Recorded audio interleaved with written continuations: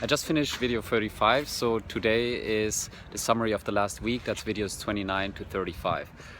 In 29, I talked about you don't know anything, start asking questions. And it's about that as we grow up, we think we know everything, we stop asking questions. Children ask 100 questions a day, adults 3 to 5, though it should be the opposite, because as you start knowing about more stuff, this should open doors to you asking more questions because you know about more stuff. Bottom line, we think we learn everything in school, we learned nothing about life, and you need to start asking questions. Number 30, mental health. Stress can make you physically sick, or if it in high quantity does make you certainly physically. I know a person that had two burnouts and is now a diabetic. My arm was numb when I was stressed. I go in more detail in the video, but stress is not just something in your head.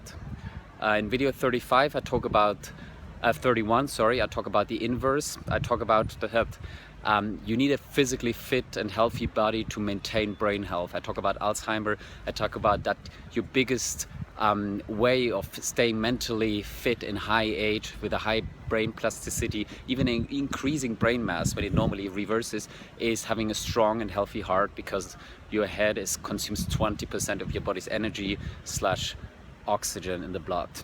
Number 32 was about why you should embrace uncertainty and not fear it. As we grow up, we try to eliminate uncertainty. We try to build a routine life. We try to build stability, financial as well as relationship-wise, job-wise, career-wise. But basically, go to the extreme. You go into stale, and basically life has no more surprises, and it kind of becomes a routine life that's not worth living. If every day of your life is the same, it kind of becomes very repetitive. So uncertainty, what we need to understand is that uncertainty has both ups and downsides. It's not only risk, uncertainty has also positive surprises. So it's a balance. It's not just a bad thing. And I talk in more detail about that in the video. 33 was about differentiating. Some people are very busy all the time, but they don't really get anything done. Not in the sense not getting done, but nothing that matters. So I talk about differentiating between what's important and what's urgent. Sometimes we feel we need to get something done because it's urgent, but it actually really doesn't matter. So we should put it on the bottom of the list or drop it completely. And I kind of share a framework in that video how to do that. Video 34, I talk about what is ConsciousX, what's the idea behind it, why am I doing the video, where do I want to go with that. Basically, I want to raise global consciousness about what life is, what life can be, how you can lead a good life, a happy life, and ultimately that this will cross-pollinate. And when everybody is happier on a global scale, happy people don't start wars, happy people don't start fights. So I talk about that, and I will do a follow-up on that, basically what brought me to wanting to do ConsciousX, why am I so passionate about this cause. And in video 35, I talk about why you need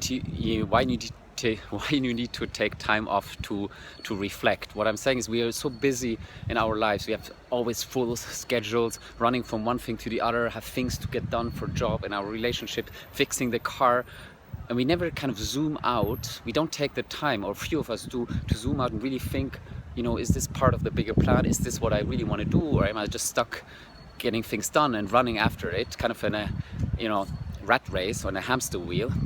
And what I'm saying is, like, on a weekly, on a monthly, on a yearly, or kind of on a take time out, take a sabbatical, if you can, travel with your family or by yourself, and get a fresh mind. Leave your kind of current environment, because that's the only way to get new impulses, to reflect, to get new ideas. If you're always if you're always in the same place, you don't get to know that there's other possibilities, there's other ways, and maybe things you enjoy more.